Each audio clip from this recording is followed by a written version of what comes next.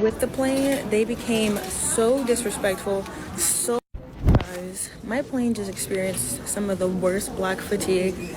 I am utterly disgusted and disappointed. And then these young black girls right now, they have lost their whole mind. And I'm just gonna come on here and say, like, the way that you carry yourself in different countries, it's gonna reflect on everybody that looks similar to you. Something happened with the starter, so they've been replacing the starter. I'm thinking we're in the air this whole time.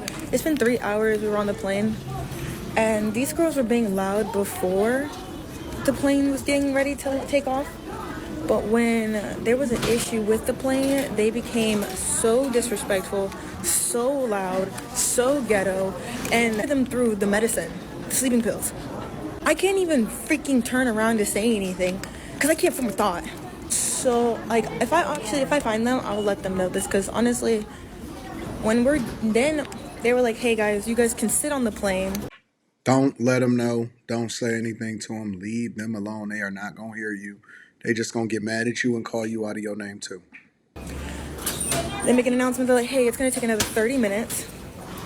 You guys are going to sit on the plane. We're going to get it done. Then we're going to take off. These girls start to try to open up the cabin doors. And the lady is like, what are you doing? You're supposed to be seated. And she's like, I'm getting my stuff. I thought we were getting off the plane. Immediately knew. I was like, either they're going to get kicked off or they're about to deplane us because they're acting belligerent. When y'all go out, right? And obviously, this is not applicable to all black people, but when you go outside, and not even just Japan or across the water or the pond or the UK or wherever it is that you go, if you go from Chicago down to Miami, wherever you go, you take you with you. And so these old sayings, they always come back to haunt us. You can take the person out of the hood, but you can't take the hood out of the person. Why can't we adjust, right? When in Rome, do as Romans do. Or I got a better idea. Why can't we just grow and become better people? Like, why do you have to be embarrassing? Why do you have to do something that you're not supposed to do? Because unfortunately for us, those of us that actually care about being great members of society, you are now a reflection of us. And that's why they say stereotypes are earned, they're not given. Because you can't control yourself, or because you feel like you got to be you, regardless of where you go, even if you all the way over in Tokyo, Japan, you got to be ghetto. Now we have to pay for the repercussions of your actions because we are now stereotyped in the same way. And that is the biggest thing that I hate about this whole thing. I can't stand the idea. And see, ghetto people that don't know no better, or some people that ain't never even been out of their hood, they just got a little bit of YouTube. They'll look at this and they'll jump in the comments. Or they'll do a reaction video as usual, as though I give a fuck. But they'll do that and then they'll say something like, see, always trying to be like this. What? It ain't even about white people. They was over in Tokyo, Japan. And this young lady who seems like she's well spoken is traveling, and she probably got to deal with the same repercussions because they want to be belligerent, they want to be ghetto. And it don't make sense, because I have a hard time believing that just because your skin got a level of pigmentation that then makes you associated with other people, and so by default you just associate yourself with black. I have a hard time believing that just because your skin is darker that you have to be ghetto.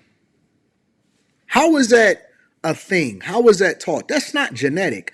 That is something that is taught. And that's why I say the culture is horrible.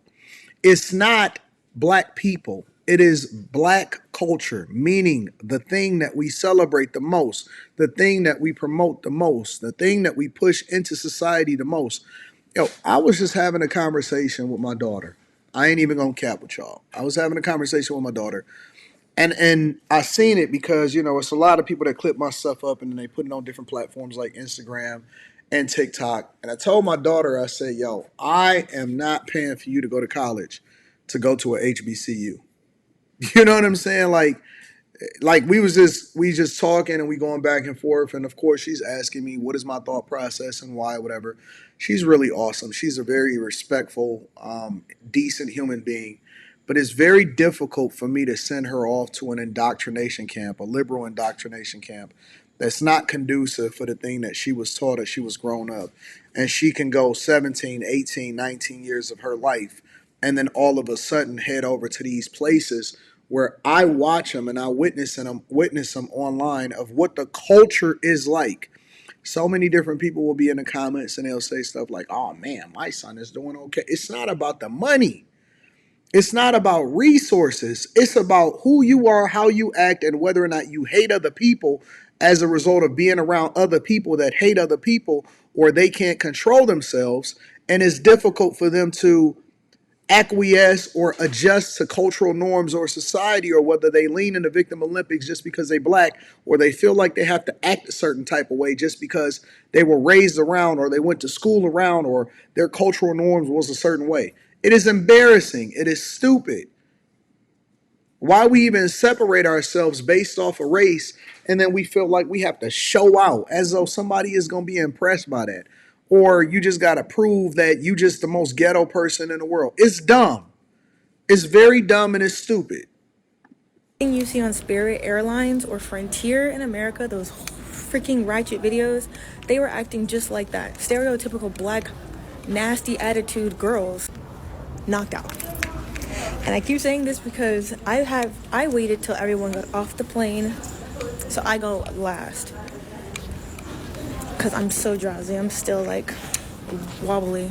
Get my stuff, and the flight attendant behind me is like, "You should be deplaning," and I'm like, "Girl, I wasn't one of those girls that were being disrespectful." And she's like, "What?" Like just giving me so much attitude. And it's not me, but guess what? Because I look like you, I'm being disrespected. I knew it. I knew it. So you guilty by associated just association, especially in environments where it's not a whole lot of y'all, but it's very easy to assume that you are with other people that are super disrespectful because you look like them. And it's sad. It's very sad because she shouldn't have to go through this. She shouldn't have to suffer through this. She shouldn't have to deal with this type of nonsense. Just put that in perspective when you're traveling, y'all. Especially black people.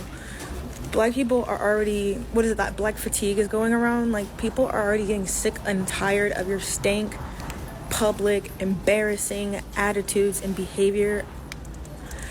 And again, it's always going to backfire on people who aren't doing that look like you. So just keep that in mind before you open your mouth. Or Jesus, but I know you probably don't care. Anyways, I digress. Ciao. Yeah, the only people that you're talking to that actually care are people that are respectful. Most of the time, the message falls on deaf ears. It kind of reminds me of back when we was in church every Wednesday and every Saturday and every Sunday because I was raised in a church, and they would preach this message, right? And the message would be so fruitful, or it would be necessary for people that wasn't even there to hear it.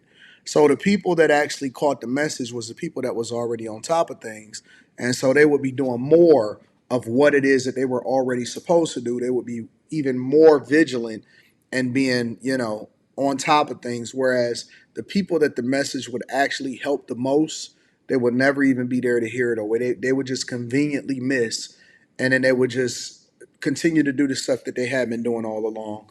And it was so ignorant and it was so dumb. But I will say, unfortunately, and things will never change from this lens.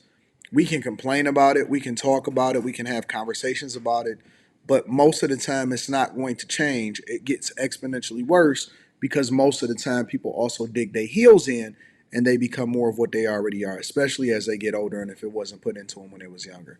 Let me know what you guys think inside of the comments. Make sure you tap into the Patreon. Link is in the description. Teach Henley, 40% off your first order, 20% off for life. I love you. I appreciate you. I'm going to holler at you guys later. Peace.